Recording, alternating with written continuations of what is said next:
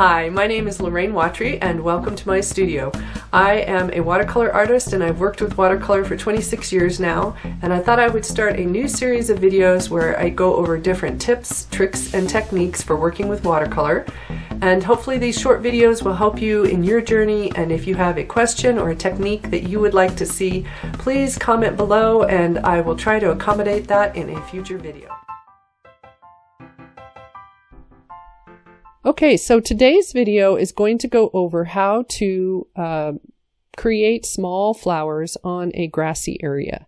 And I have done some work already, and I had a viewer that asked this question and was wondering some techniques and maybe processes of how to create those small flowers and give yourself the ability to come back and possibly put some color on them if you want to, or just leave them white. And so I have started by applying some masking fluid to this first square on the bottom. And I took a little bit of masking fluid out of my container, poured it into a glass dish, and then dripped just a touch of my cobalt blue into the mask. And I like to work with mask that doesn't have color in it, but sometimes it's easier to have some color in there so that you can kind of see where you're placing it. And then when I was applying the mask, I wanted to make sure that I was being sort of random. I have some bigger shapes and smaller shapes. I have some that look like they might have some petals and some that are more just little dots. And these are flowers that wouldn't be close to you. So they're probably mid-ground or maybe in the distance. So they might have a tiny bit of detail, so you might see some petals here and there, or you might see the center of the flower, but you're not going to see a lot of detail. So I applied the mask, and then while that's drying, I am going to go over a couple other options. And so one will be to leave some whites, and this one can be a little harder because you have to think about it as you're painting it on, and remember to leave those whites, and sometimes that's not an easy thing to do as you're painting. And then the other one is to try lifting some flowers, some lighter areas back to make it look like flowers. Now the possibility of using all three of these together is also an option, and so that could be something that if you are painting something like this and you decide to try the masking fluid, you might go back and still lift some color off to give you a little bit of a different look even after using the masking fluid. And or as you're painting the grass on, you might leave some white areas even besides what you've masked. Okay, so I have pulled out some cobalt, and I tend to like mixing my greens. It depends on what I'm doing, and every now and then I may go and use one of the greens that's on my palette, but for this I'm just going to go ahead and make a mix. This is New Gamboge, and then I am going to also pull out probably my Aureolin yellow, and this is a Holbein pigment that is a hue. So it's a blend of 3 pigments to make a near Aureolin color, and it's actually a little more vibrant than the original Aureolin. And I have a video that talks about how I apply masking fluid, what tools I use on my channel, so you can look for that if you have any questions over that. All right, so I'm just going to make some grass-like textures.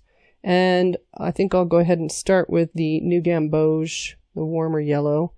And because this is a long, narrow column, I may not paint in all of it, but I'll just go ahead and do some variety here. Now this is a first layer, so it is, if I were doing grasses in a painting, then I might paint, maybe 3 or 4 layers depending on how much texture I want it to have, and maybe color changes that I would maybe want to use in there. So it could, this won't show all of that, but it could have more layers, more things going on. So this will just be a quick example of that idea. Okay, so what I'm looking for when I'm doing something like this is a variety of edges. And then depending on what is around the grass, it could be just brown dirt, it could be trees, there could be some structure.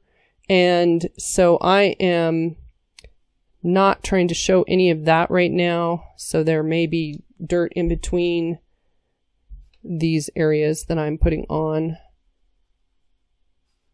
And depending on your brush, so you can see I'm kind of stroking up and down for the grass. And I do also have a video in the series of my tips and trick videos that shows how I would paint grass and put those layers on. And I will try to link that below.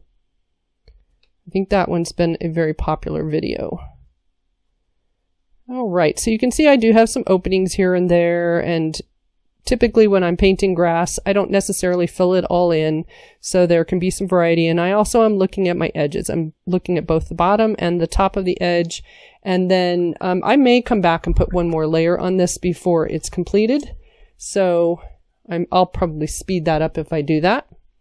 And then for the leave some whites up here. Now this is where you have to think about it. And what you can do is you could go ahead and just put some little circles here and there, maybe some shapes to remind you that, oh yeah, I need to remember to leave some openings. And maybe you don't leave exactly these openings, but it can help to make some marks on the paper prior to painting that area. And I'm going to go ahead and get some cobalt back out, and probably some new gamboge. And you can see the mix that I made with the new gamboge is a cooler mix. It'll be more muted because this yellow is leaning toward orange. It is a warmer yellow, so it won't be quite as vibrant. And then the aureolin, my other yellow, and the cobalt makes a more lime green mix. So having a little bit of variety in the color as well is good. So when I'm thinking of grass, I'm not necessarily thinking of grass green like you might see on someone's lawn, but it kind of depends on what you're painting, what you might use. Okay, so now I have to try to keep my hand out, and I am still going to be making the same kind of mark as I'm doing this, so I will be making brush strokes up and down, and then I'm going to be leaving and thinking about the fact that I want some light areas for it to feel like there are some flowers in that grass. And I can change my color here and there. It can be a little yellower in places. It could be a little cooler depending on where I'm painting. And maybe I'll go into that. Okay. So the top of this grass would depend on what's around it, whether or not you would maybe see flowers up in there. So this is going to sort of be down toward the middle part of the grass, or maybe in the distant grass. And I am putting my hand in the other part. I'm going to have to hold it up. So I use my pinky to balance with, and that can be really helpful if you're trying to avoid painting or putting your palm in something you've painted. And doing this kind of thing where you leave openings and paint around the whites, sometimes it takes practice to get the technique that you want to use to make it the shapes the way you want them to. And so it's what I'm thinking about is not necessarily a flower, let's see, you know, like this kind of shape. I'm not thinking about necessarily painting a flower shape. I'm just thinking about making either circles or shapes that could be representative of flowers, but they don't necessarily have to be a flower shape, especially in the distance. You're not necessarily going to see that flower shape. Now, I did make a few marks with the mask down here that have maybe a little closer flower shape. And it would depend on how close they are to you as well. So if they are closer, then you might see more of the actual shape of the flowers. Okay, so I will leave that. And again, this might be something that gets a couple layers, but because it's mid-ground to maybe distance, then I don't necessarily have to put more on it. I might just try to paint it the value that I want it in the beginning. So I'm going to come down here to the masked area, and you just want to make sure your mask is dry, and mine is, so I can go ahead and paint in there. And then once I'm done with that, I will dry it, and I may put another layer on this one just to show you that. All right, a little more New Gamboge. I tend to be using more of the New Gamboge right now. And same thing here. I will come in with my brush and go up and down with it to give the feeling of the grass. And there might already be color down on the surface prior to coming in and making these marks. So this might be a second pass. If you go and watch the video that I show how to paint grass, then that will give you an idea of possibly how I would start this. I might start with a field of color, you know, just an overall color. It might have some variety to it, and then come back and start making grassy marks on it. And it's usually that second or third layer with the marks that have that grass feel to them that give you that feeling that you're in a field with layers of grass. Okay, so I am changing my color here and there, and this one I'm mostly just using the cobalt and the New Gamboge and just going back and forth. So sometimes it's a little cooler, sometimes it's a little warmer.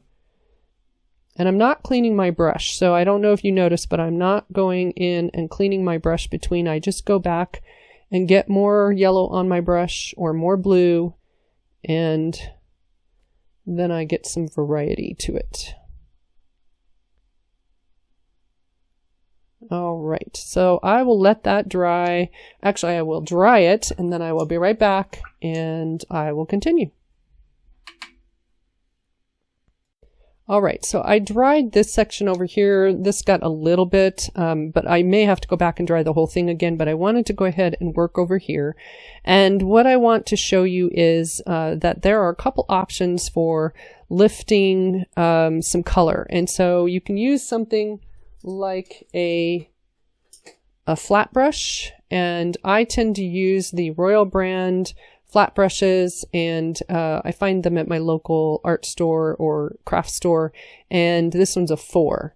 So they have other sizes, and I have one that's a 0 that's nice and small that would work well too. But I can take this and I can very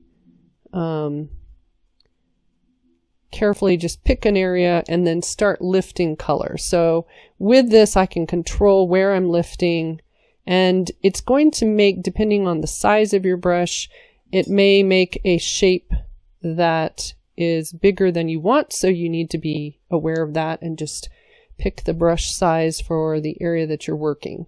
And you can see this color mix, the cobalt and the New Gamboge, they are non-staining, and so I can go in and lift color pretty easily. Now this is not getting back to the white of the paper at this point, it's just lighter.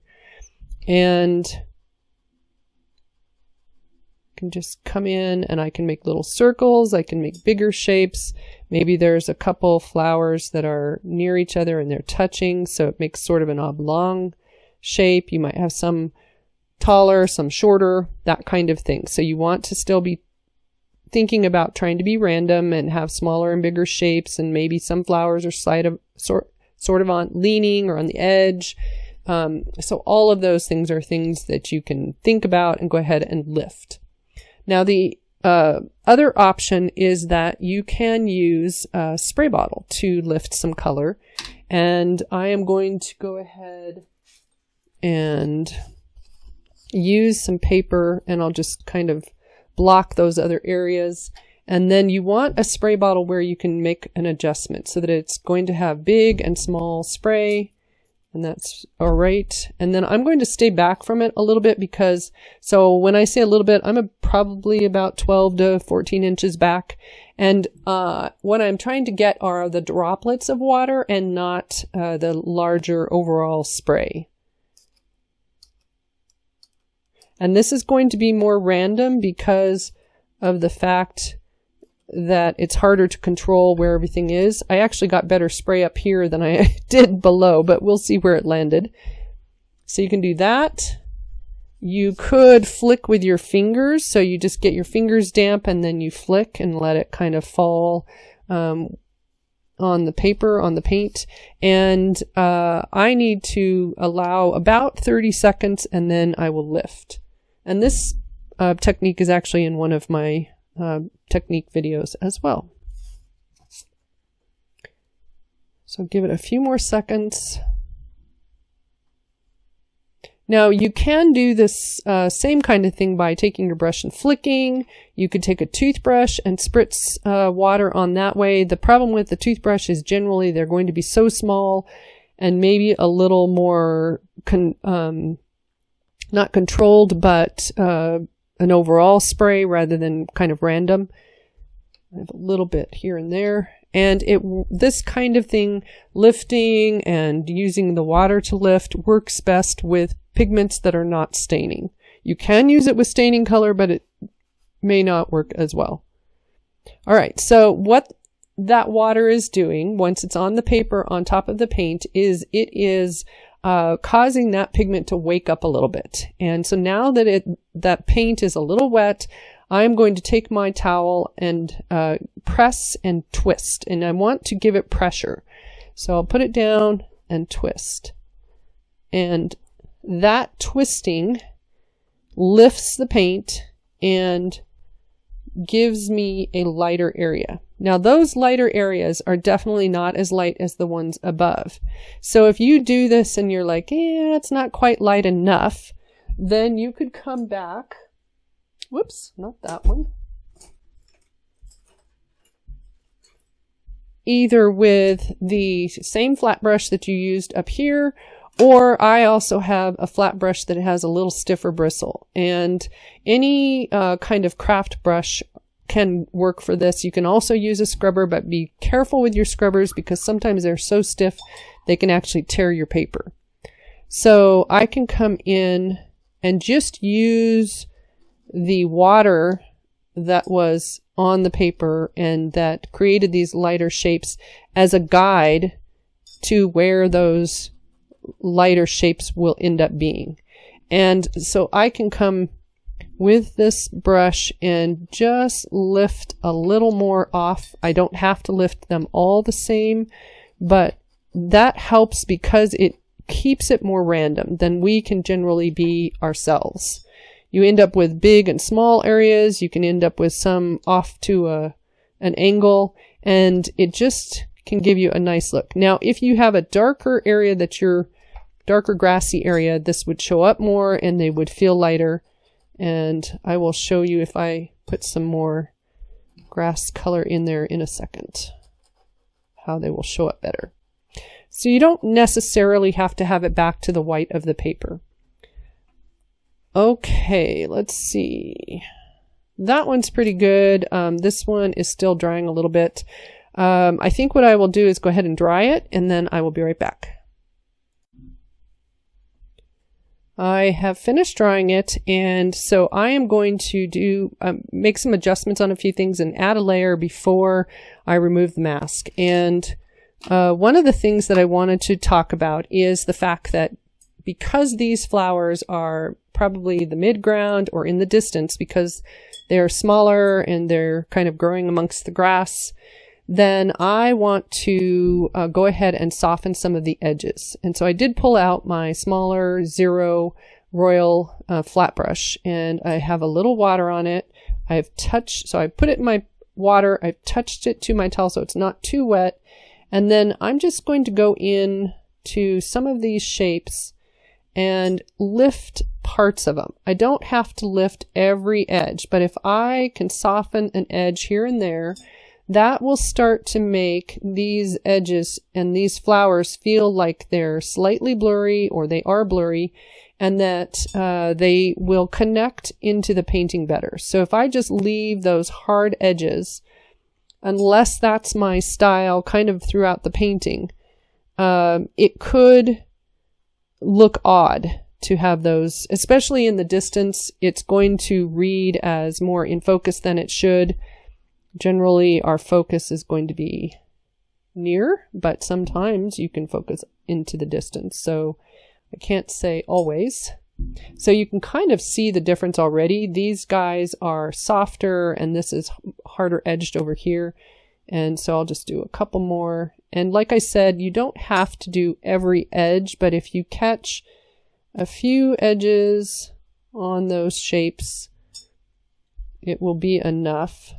Now, if your flowers are really far in the distance, then I might be a little more careful about getting most of those edges.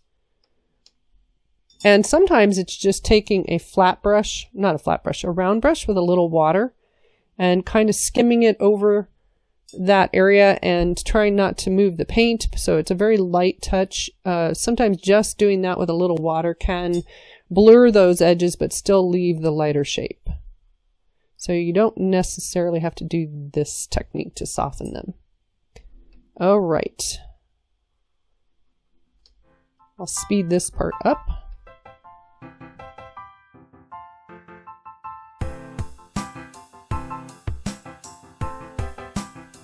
Okay, so now that I have softened edges there, then I can come back and I could put some paint in there. This one is still slightly damp because of those edges being softened. So it's better if you just leave that for now. And I'm going to go into these other two to put a little bit of color in. That's the second layer. And so I can come in, and by using that first layer, I can come over it with a darker value, and again I can play with the color change, so it can be bluer in one area, it can go warmer in another, so you can vary what you're doing. And so adding this second layer, I am giving the idea that there is grass in that area and that it's got some depth. And so generally I would paint more than one layer, as I said. All right, and so I'm just trying to do this kind of with some speed, just using the marks at both the top and the bottom and possibly even the side to give you the idea that there's grass there.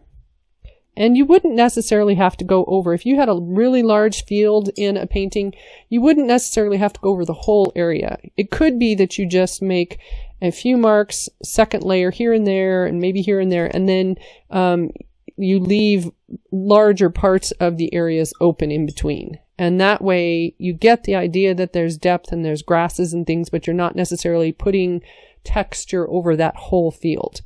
Now, I could have also put a few dabs of water here and there, but I can come back before this pigment is dry and just soften a few of those edges that I just painted on, and that will help connect it to the color that's below it, and it makes it feel more a part of the field. And I usually will do it more at the bottom of those shapes so that it sort of connects into the bottom edge of the grass, or that second layer connects and feels like it's connected. Okay, so same thing over here. Now these are not masked. Actually, I think I'll go into my brighter yellow green. And so I'm going to have to, actually I'll go ahead and put a little water on the paper. Now I can choose exactly where I want the water, or I can just sort of dab it on here and there. And when you just dab it on, that is going to give you a little more of a random effect happening. And so I'm not looking for the water that I just put on, but anytime my brush connects with that water, it will give it a softer edge. And it does also cause it to have some more random shapes happening. And I like that in a landscape type of situation. I like some of those random things that happen when you just dab the water on, and you have to move with some speed because I want to put this paint on prior to that water drying. Okay, so now there's a second layer there. Same thing down here. This one I might be more careful, and actually what I think I will do, because I have those lighter areas and I know I want them to sort of have a random feeling to them still and softer edges, I'm going to paint water where those lighter areas are, and I have to give it a second. I don't want it so wet that the color I put on now is going to move in there too much, but hopefully anytime my green touches next to that area that's slightly damp, it will have a softer edge and keep that spray bottle kind of softer feel that I created. And I can put some color in, but I don't have to fill it in completely unless I want to. And maybe I will go ahead. There's one that's a little higher up on this side, and I could put a few marks sort of behind it. Would depend on what this painting actually is and whether or not I would want that lighter value back there and just leave it, or if I'd want to make that flower stand out a little more with a darker value by it. So I could keep going with that and keep messing with it. But one of the things to be aware of too is when you are painting things that are in the midground or the distance, be careful on how much detail and texture and things you give it, because it's going to stand out more when you do that. All right, the other thing you can do if you want it to feel like there are stems, I'll just do that on here.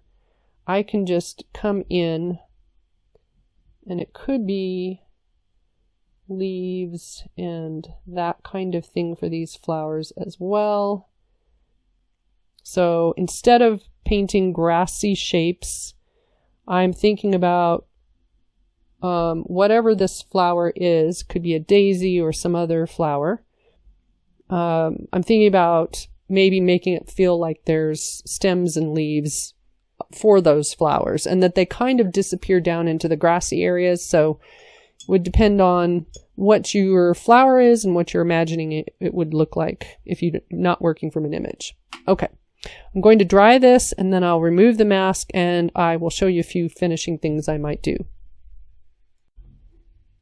I am going to remove the mask, and I always wait until the paper is dry, is not cool to the touch before I remove masking fluid, because it can tear your paper or move paint into that area if it's not dry.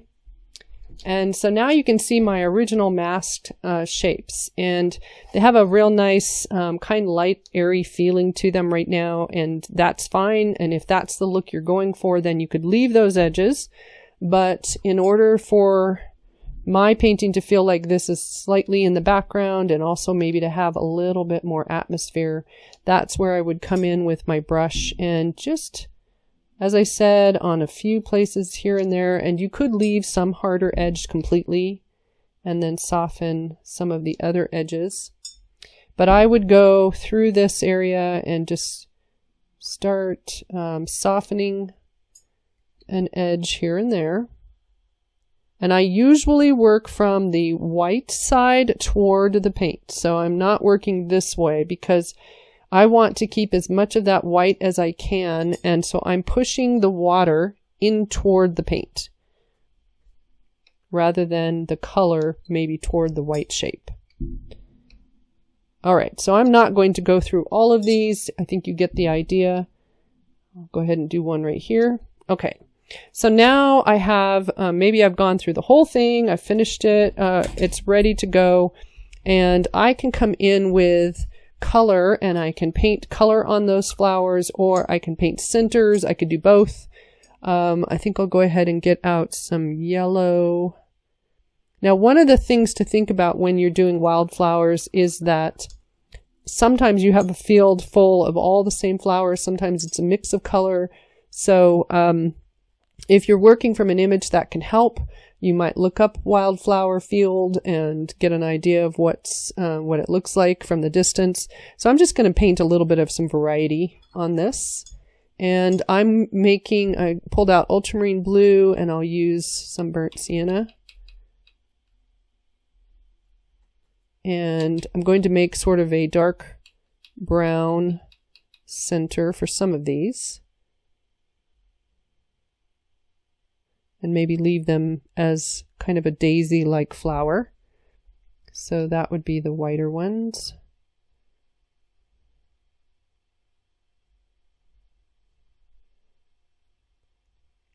And they don't have to be too perfect. You just want to, again, give it a little bit of variety so that it feels like they're leaning different ways, or that there's more of the center showing, or maybe less of the center showing. Okay, maybe one more right there. And then I can come in with my bright yellow. Maybe some of these guys are a yellow flower, and I can just fill in some of those little ones, some other kind of small flower.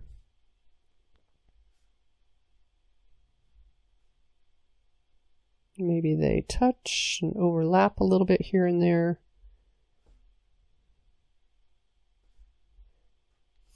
Okay, and then I think the last one will be some pink.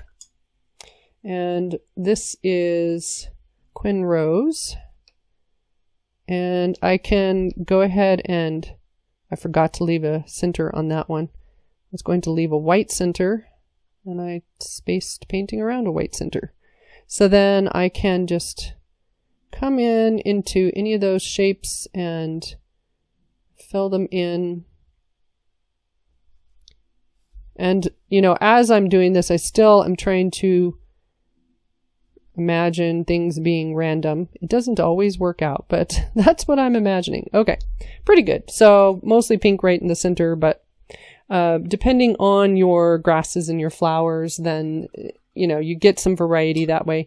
And then the other thing that you can do is I could still come in, and here and there I could add a stem if I feel like a stem is needed. Now I kind of like the look of it feeling like they're just sort of amongst the grasses, and you don't necessarily need to see a stem for each of your flowers, but it depends on what you're doing. And so there's that. Same kind of thing on these, except these are going to have a softer feel to them. And so I think I'm going to go with some yellow and leave a center opening.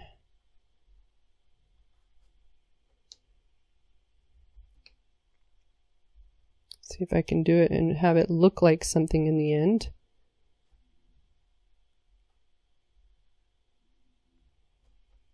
I could put some purple in there, make it a purple and yellow combination of flowers.